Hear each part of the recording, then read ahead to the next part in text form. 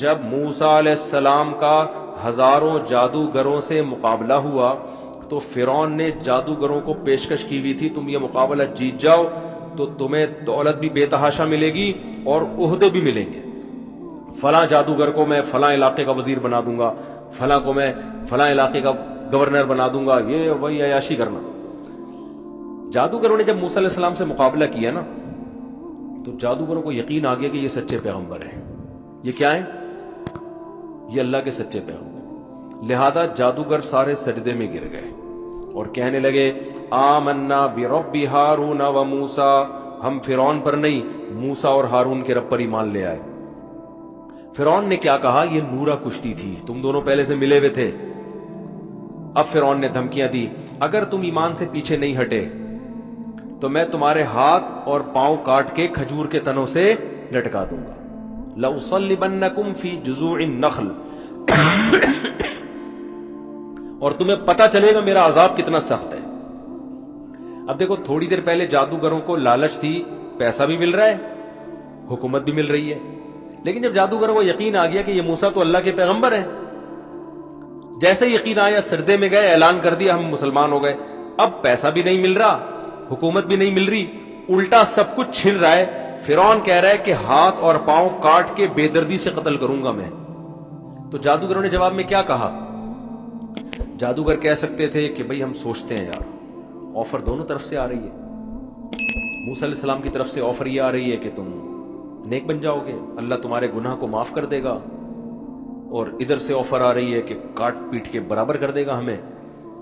اور بھائی دنیا تو اب اگر فرعون کی بات مان لیتے ہیں، لینڈ کروزر بھی ہے، جاہو جلال بھی ہے، اور جناب ڈیفنس کے بنگلے بھی ہیں، اور بحریہ ٹاؤن پورا اس زمانے کا جو بھی ہوگا بحریہ ٹاؤن۔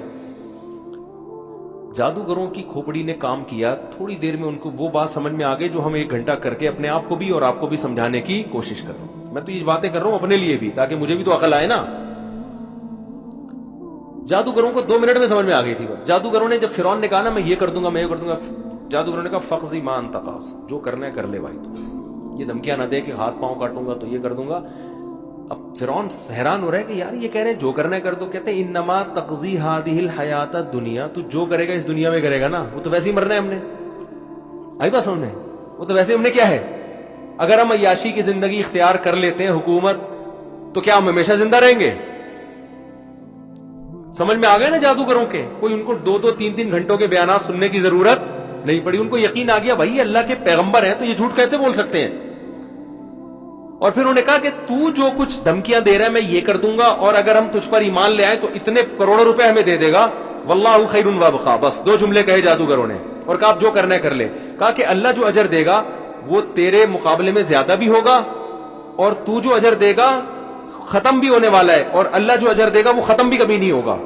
تو ہم بے وقوف ہیں کہ تیرے 2 ٹکوں پہ آخرت کو ہم قربان کر دیں۔ یہ ایک ایسا پیغام تھا جو 2 جملوں میں جادوگروں نے دے دیا، واللہ خیر و ابقا۔ خیر کا مطلب جتنے تو پیسے دے رہا ہے نا اللہ ہمیں یہ پیسے اس سے زیادہ دے گا۔ دوسری بات یہ کہ بالفرض اللہ کم بھی دے رہا ہوتا تو زیادہ دے رہا ہوتا، یہ یقین ہے تو جتنے دے گا ختم ہو جائیں گے تھوڑے دنوں میں، 50 سال 60 سال 70 سال کے بعد ختم ہو جائیں گے۔ اللہ تھوڑے بھی دینا تو وہ ختم ہونے والے نہیں ہیں۔ اب بتاؤ فرعون گیا نا، اگر وہ دریا میں ہلاک نہ بھی ہوتا تو اب تک تو ویسے ہی مر چکا ہوتا۔ اب فرعون سوچ رہا ہوگا نا کہ یار یہ صحیح کہہ رہے تھے کہ جو ان کو اللہ اجر دے گا وہ ہمیشہ رہے گا۔ اور پھر جادوگروں نے کہا انہ من یاتی ربہ مجرما، بات یہ کہ تو ہمیں آگ میں جلا دے گا نا، ابھی تو ہمارے ہاتھ پاؤں کاٹ کے لٹکا دے گا، بات یہ ہے۔ دیکھو انہو کہتے ہیں بات یہ ہے، فرعون ذرا میری بات غور سے سننا، ہم کہتے ہیں نا ایکچولی ذرا بات سمجھنے کی آپ کوشش کریں، یہ کہہ رہے ہوتے ہیں نا یار کائنڈلی ذرا تھوڑا ہلکا ہاتھ رکھیں، سر کائنڈلی 1-2 باتیں میں آپ سے ایکسکیوز میں سر کرنا چاہتا ہوں، بالکل یہ اسٹائل تھا جادوگروں۔ انہو بات یہ ہے، فرعون ذرا جلد ابھی ہاتھ پاؤں بعد میں کاٹ لینا، تھوڑی سی بات ہماری سن لو، بات یہ ہے من یاتی ربہ مجرما، جو قیامت کے دن مجرم بن کے خدا کے سامنے حاضر ہوا، فإن لہ نار جہنم، اس کے لیے تو جہنم کی آگ ہے۔ اس دنیا کی آگ میں تھوڑی دیر جل کے ختم ہو جاتا ہے، اس میں تھوڑی دیر جل کے ختم نہیں ہوگا۔ اور قرآن کہتا ہے جب ہم نے فرعون کو پانی میں غرق کیا نا، آگ میں داخل کیا، آگ میں داخل کیا اس کو. وہ برزخ کا عذاب ہے. یہ جو قبر میں عذاب ملتا ہے نا، اس کے لیے قبر ضروری نہیں ہے. پانی میں ڈوب کے مرے گا نا، اسی میں اللہ آگ پیدا کر دیتا ہے. اللہ بچائے ہم سب کو. تو اللہ کیا فرماتے ہیں کہ یعرضون علیہا غدوا وعشیا، جب فرعون کو پانی میں غرق کیا ہے تو صبح و شام اس کو آگ میں جلایا جاتا ہے.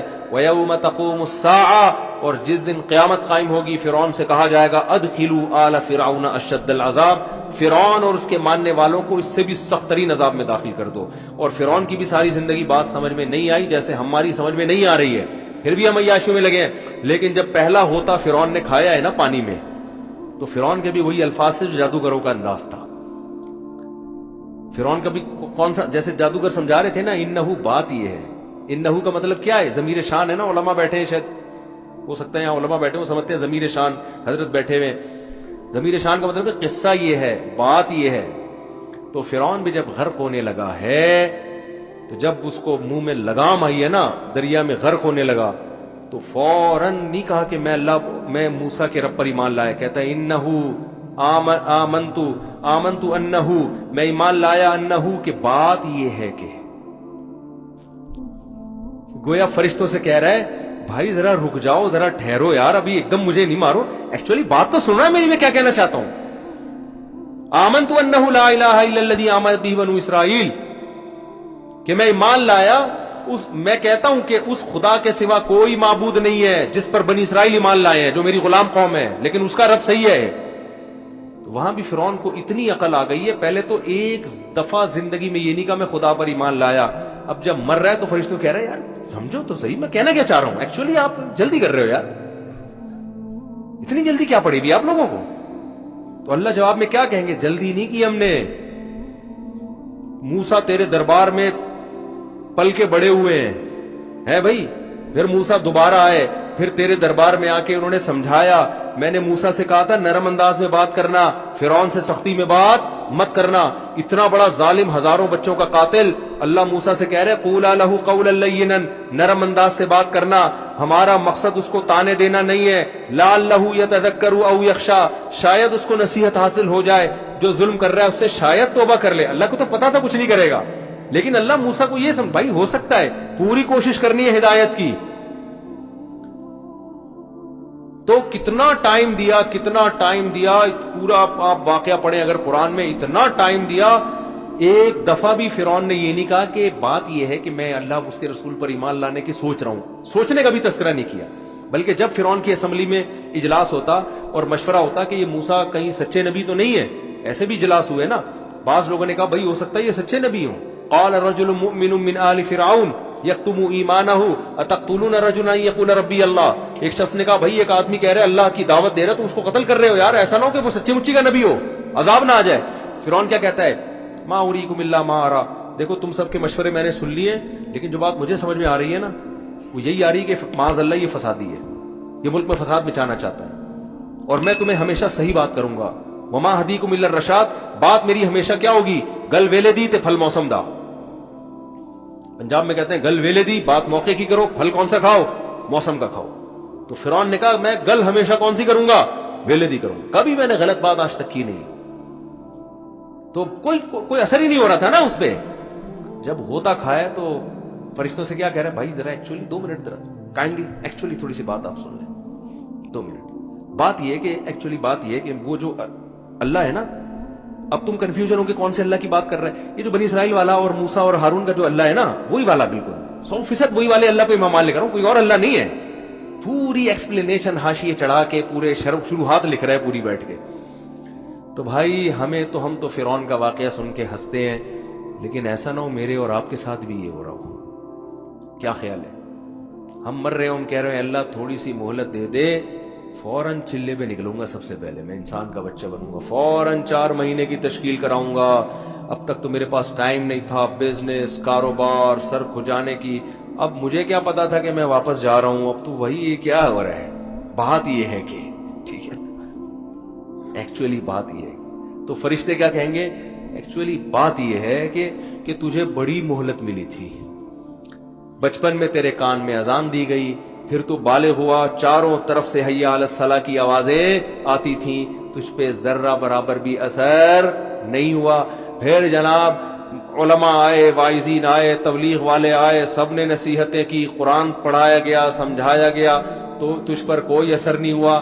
اب بات یہ ہے کہ فرشتے کہیں گے، بات یہ ہے کہ اب تیرے لیے توبہ کے دروازے بند ہو گئے۔ اللہ مجھے بھی، میں جتنی باتیں کر رہا ہوں نا اپنے آپ کو پہلے سمجھا رہا ہوں، میں یہ کبھی دعویٰ نہیں کرتا کہ ہم سارے اس معیار پہ، ہم تو پیغمبر تھوڑی ہیں بھائی، ہم پیغمبر تھوڑی ہیں ہم۔ آج نا لوگ مولویوں کو پتہ نہیں کیا سمجھ رہے ہوتے ہیں، یہ بہت زیادہ نیک ہونے چاہیے۔ وہ بھائی اس زمانے کے مولوی آپ جیسے ہی ہوں گے، سمجھ رہے ہو؟